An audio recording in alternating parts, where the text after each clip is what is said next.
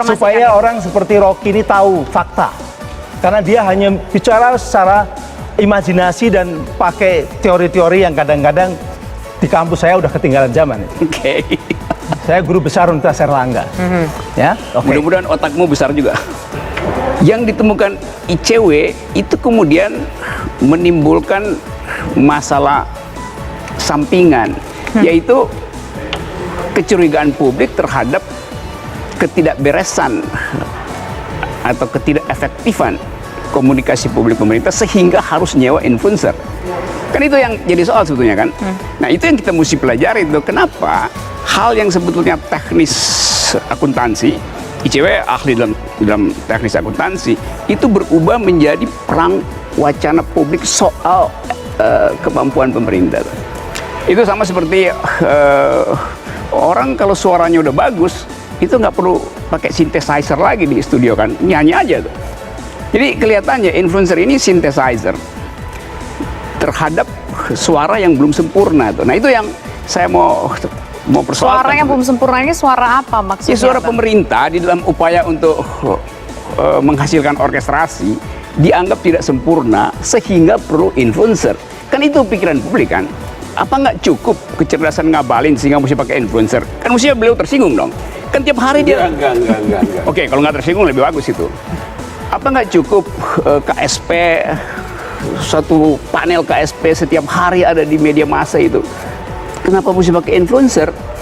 Apa nggak cukup presiden setiap kali mesti datang dengan pidato, teleprompter, dengan narasi yang sekarang makin bagus, tetapi mesti pakai influencer? Namanya influencer itu sebetulnya adalah semacam suplemen bila nutrisi utama tidak cukup.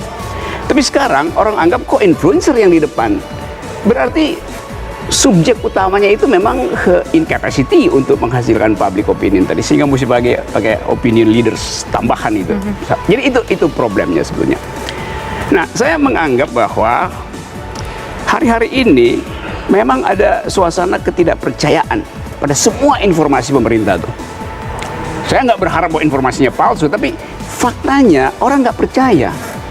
Sehingga mesti ada SMRC tiba-tiba mengeluarkan hasil survei bahwa dukungan pada pemerintah masih 65 atau sampai 73%. Lalu orang bikin kalkulasi, ya buat apa diucapkan itu? Bukankah kita sekarang lagi berupaya untuk mengetahui apa sebetulnya penyebab merosotnya kepercayaan publik tuh? Tiba-tiba ditempel. Lalu kalau kita bikin kalkulasi misalnya, SMRC mengeluarkan survei itu setelah dana publikasi ini keluar kan.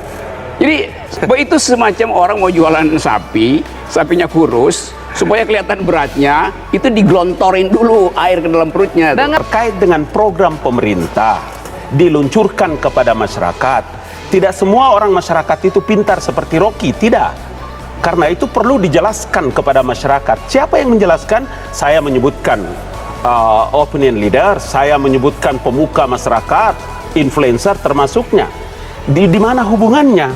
Itu mana duluan Bang? Kita usaha dulu dari pemerintah untuk sosialisasi makanya tadi saya bilang, makanya tadi saya bilang, kalau Rocky mengatakan bahwa fakta dan publik tidak percaya atas ketidakberesannya, apa yang dipakai? Karena ini publik lagi nonton, masyarakat lagi nonton. Pernyataan Rocky dan pernyataan saya dan kita semua ini adalah memberikan pembelajaran kepada publik. Publik butuh tahu Bang. Nah di sini. Ya, makanya saya bilang kalau dia menggunakan kata publik, maka ada referensi apa yang dipakai. Jangan hanya ngerocok ke sana kemari. apa yang dibicarakan ini sebenarnya adalah ada error in objection. Jadi objeknya aja udah salah. Oke. Karena saya yang tahu persis lebih tahu tentang persoalan dana itu saya. Karena saya di kementerian. Saya minta tolong kepada seorang tokoh besar yang mengajak artis-artis. Dan itu juga bikin ada Ahmad Dhani artisnya, ada Yunisara, ada nggak bayar. Oke, itu nggak bayar. Nggak bayar. Tapi ini ada data dari ICW 10,83 miliar. Nah itu kita pengen tahu itu sebetulnya bentukan apa? Oke, jadi ada program itu melatih masyarakat. Karena kita tahu bahwa sekarang masyarakat itu sudah menggunakan media sosial. Dan banyak masyarakat yang kita coba untuk menjadi aktivis. Kita dorong mereka bisa menjadi influencer. maka program itu adalah program mendidik masyarakat menjadi influencer. Itu dilakukan oleh sebuah organisasi di mana kebetulan ketuanya adalah seorang influencer juga, organisasi itu. Tapi program itu untuk Siapa mendidik ketuanya? masyarakat. Saya Karena mau kita tahu, Anda harus tahu ya. Lo kan ketuanya mesti diketahui orang. Nanti siapa? kita 10,83 Kalau itu yang oke, tanya ribut programnya nanti. untuk influencer, siapa ketuanya? Ketuanya namanya ketua itu ketua cyber kreasi Yoshi Makolu dari Project Pop. Boleh dicek. Dia adalah ketua yang melatih yang namanya digital literacy kepada publik, kepada mahasiswa, kepada masyarakat untuk dilatih gimana menjadi influencer. Karena influencer itu rakyat. Oke. Influencer itu adalah masyarakat yang dia memiliki kreativitas sehingga dia bisa mengkomunikasikan yang baik sehingga akhirnya dia bisa menjadi sebuah kekuatan. Baik. Kekuatan civil society ini. Gitu loh. Lalu salahnya apa kalau program seperti itu? Ini pemberdayaan masyarakat. Tidak ada disebutkan mengenai RUU apapun. Artinya di situ yang merasa diminta untuk membuat sebuah video, tetapi ini ada kaitannya dengan salah satu RUU yang pada saat ini cukup menjadi kontroversial, Bang. Keterbukaan informasi publik. Salah satunya mungkin ada beberapa informasi tersebut. Gimana Pak Ya, Bang? mungkinlah seperti Omnibus Law, kalau sebutlah seperti begitu, atau mungkin terkait dengan Undang-Undang Keterbukaan Informasi Publik, Undang-Undang 14 tahun 2008 dan lain-lain. Ya, saya kira antara kedua belah pihak kan, makanya tadi siapa yang membutuhkan, apa yang harus dia lakukan, dan bagaimana mengukur. Tadi ICW menyebutkan tentang seberapa jauh akuntabilitas dan efektivitas. Jadi saya kira inilah yang menjadi bagian dari bagaimana kita memberikan pencerahan juga kepada publik. Oke, ini kan artinya memang betul bahwa menggunakan influencer ini untuk mensosialisasikan salah satu rancangan undang-undang atau gimana Bang? Abang ingin mengatakannya? Saya bilang dua hal. Dari awal kan saya bilang, yang pertama bahwa tidak ada satu regulasi pun yang melarang untuk menggunakan influencer. Itu yang pertama. Dan yang kedua, undang-undang sedahsyat apapun bagi pemerintah dan masyarakat itu perlu untuk tahu. Karena masyarakat telah mendelegasikan seluruh kewenangannya kepada Dewan Perwakilan Rakyat Republik Indonesia. Sehingga membutuhkan opinion leader. Saya kemarin terkait dengan masalah undang-undang KPK. Artinya butuh dan opinion lain-lain leader sebagainya. untuk mendapatkan dukungan atau bagaimana Bang? Kalau Kalau soal dukungan itu urusannya di parlemen. Oke. Karena menurut Undang-Undang Dasar 1945 yang membentuk dan mengatur dan sampai keputusan membuat undang-undang itu ada di parlemen. Jadi itu buktinya. Beberapa orang akhirnya menganggap sebetulnya kita dijebak loh. Kasarnya begitu, tapi kan dia nggak bisa pakai kata itu karena dia tahu ngabalin akan protes kalau bilang dijebak tuh. Tapi itu soalnya tadi saya mau katakan bahwa influencer itu memang diperlukan, tetapi harus dengan kalimat lanjutnya itu menandakan bahwa pemerintah gagal menjadi public opinion maker. Kan logikanya simpel itu. Ini juga hoax sebetulnya tuh.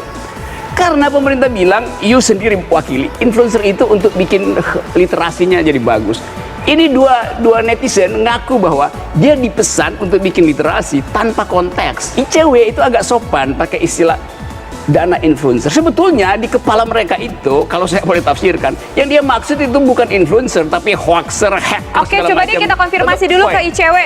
Ya, ada dua hal yang ingin saya sorot. Yang pertama tadi terkait dengan kehumasan begitu. Lalu kemudian yang kedua terkait dengan kejujuran bagi para influencer untuk menyampaikan informasi yang dalam tanda kutip dipesan oleh pemerintah.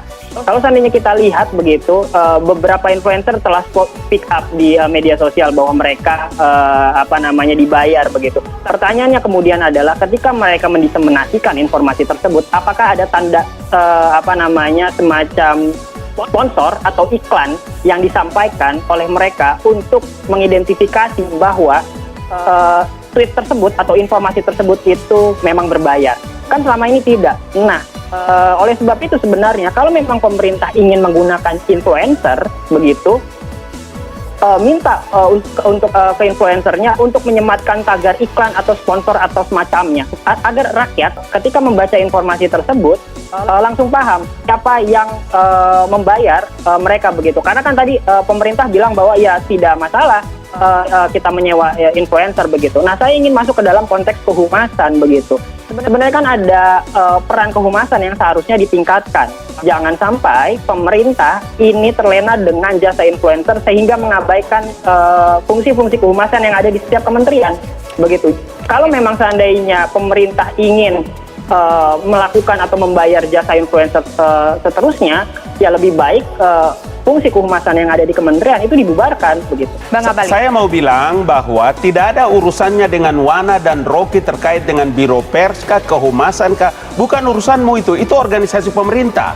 Bahwa kalau pemerintah membutuhkan juga dalam penyebaran sebuah informasi, kemudian membutuhkan, saya lagi-lagi menggunakan istilah opinion leaders, pemuka pendapat, influencer dan lain-lain, dalam rangka apa? Dalam rangka mensukseskan sebuah program pemerintah yang diluncurkan. Apa masalahnya di situ? Silakan Rocky. Begini ya, Saudara Ngabalin, saya punya kepentingan. Mengapa? Karena Anda berdua saya yang gaji. Saya bukan. Mobil itu dia punya 4 ban dan 1 ban serep. Ban serep hanya dipakai kalau mobilnya kempes. Influencer itu ban serep. Ternyata ban serep ada 4. Artinya 4 bannya lagi kempes sehingga mesti pakai ban serep 4 tuh. Itu agak aneh, mobil punya 4 ban serep. Itu yang saya maksud.